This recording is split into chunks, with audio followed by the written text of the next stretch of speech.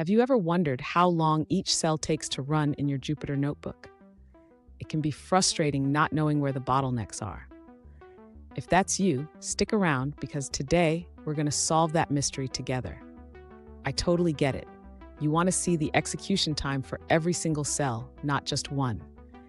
It's like trying to find the slowest runner in a race. Knowing the times for all participants is key. You're definitely not alone in this quest.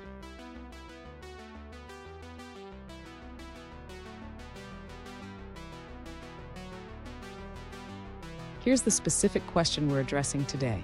One user asked, after I select Run All, how can I view how much time each cell took to run? They want to track the execution times for all cells in their notebook. Sound familiar? Let's dive into how to achieve that. So why is it important to know how long each cell takes?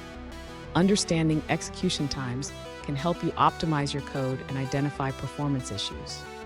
We'll break down the steps to get this information easily. And don't go anywhere. I have a fantastic tip at the end that will make your Jupyter experience even better.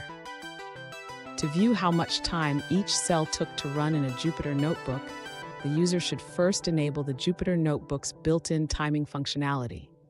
This can be done by using a magic command. Next, the user should run the command to measure the execution time of all cells. This can be achieved by using another magic command that will display the time taken for each cell.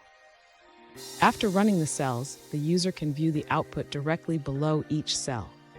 This output will indicate how long each cell took to execute. If the user wants to see the execution time for all cells at once, they can use the cell menu to run all cells and then check the output for each one.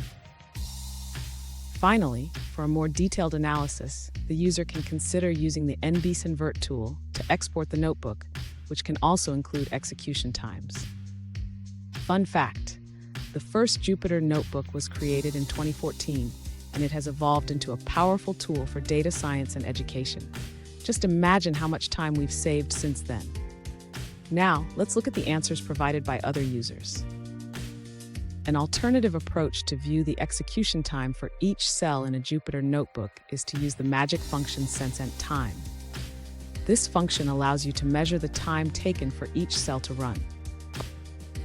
Here's that fantastic tip I promised. Consider using the Jupyter Notebook extensions. They can provide even more insights into your notebook's performance and make your coding life easier. And there you have it. You can now easily track how long each cell takes to run in your Jupyter Notebook. Remember, knowing your execution times can help you optimize your code. If you found this video helpful, hit that subscribe button for more tips and don't miss our next video.